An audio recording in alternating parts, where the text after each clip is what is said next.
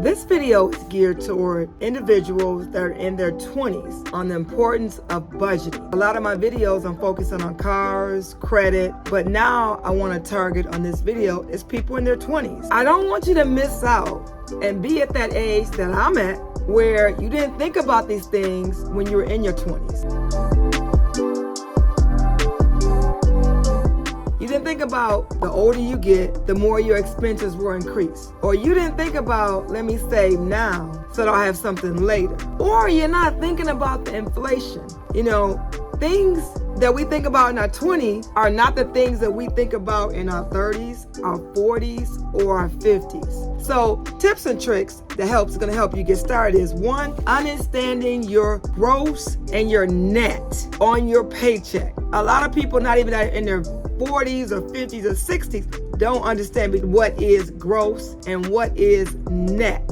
If you get your paycheck, you're going to see the gross and you're going to see your net. Your gross is your income, the total amount earned, and your net is after taxes. That is your health insurance, your 401, if you have a 401. This is important when it comes to budgeting because, you know, when you calculate your money, if you're thinking about your gross and you're thinking about that money that's going to show up in your account, it's going to be your net. The net amount is the money that's going to show up in your account. The gross is beforehand. That's before any taxes or anything are taken out. Number two, when you're thinking about housing for rent, maybe you're looking for your first apartment, or maybe you're looking to rent your first house. You know, people, when they look at their budget, they say, well, you know what? I can afford $1,000 a month for all my expenses. But when you're thinking about your expenses, you think, okay, my rent is $900. And your rent is $900, and you said your budget is $1,000. You have $100 you can play with. Well, when you talk about your housing expenses or your rent, you have to think about your light,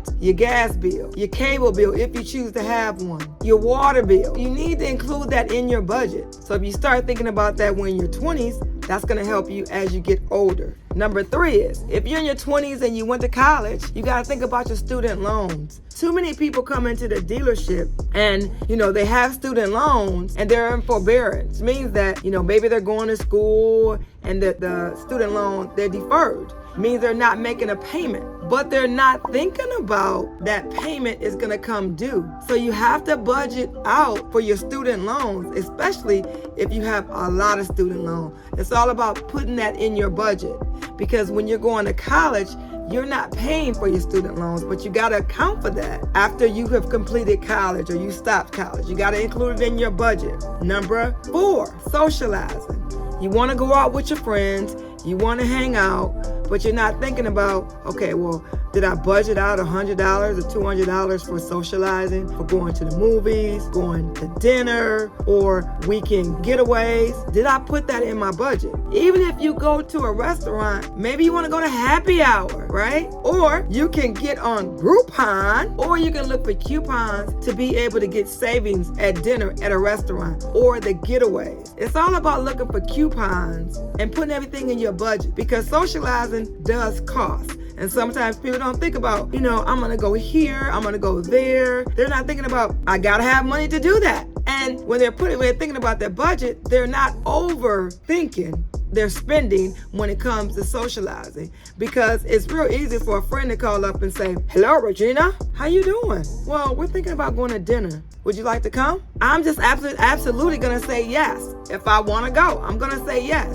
I'm not thinking about, did I put it in my budget? But if you're smart, well, you're not thinking about that, but I'm thinking about that because I'm always budgeting over more for my spending when it comes to my weekends because I'm also thinking about during the week when I want to go out to eat with some friends or maybe I didn't cook at home that day and that, you know what, I want to go out. I want to be able to go out and do what I want to do when I want to do it. What that is, I have to put more into my budget than I normally would because if I don't spend that, then I have some extra money to do some other things with it. Another thing what you want to think about is if you putting your budget together, maybe you need to do automatic recurring payments. Your light bill is never going to go away if you're renting, whether you're in an apartment or you're in the house. Your light bill is always going to be there. It's not going to go away. Now it may fluctuate every month, depends on the usage, but why not get your light bill on recurring payments and your gas bill? In Michigan, it's called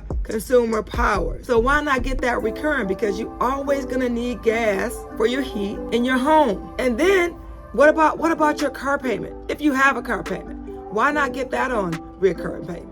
Then you got your insurance. Now, I can say this, insurance on your vehicles or on your home that you're renting, because if you're renting a home or apartment, you should have rental insurance.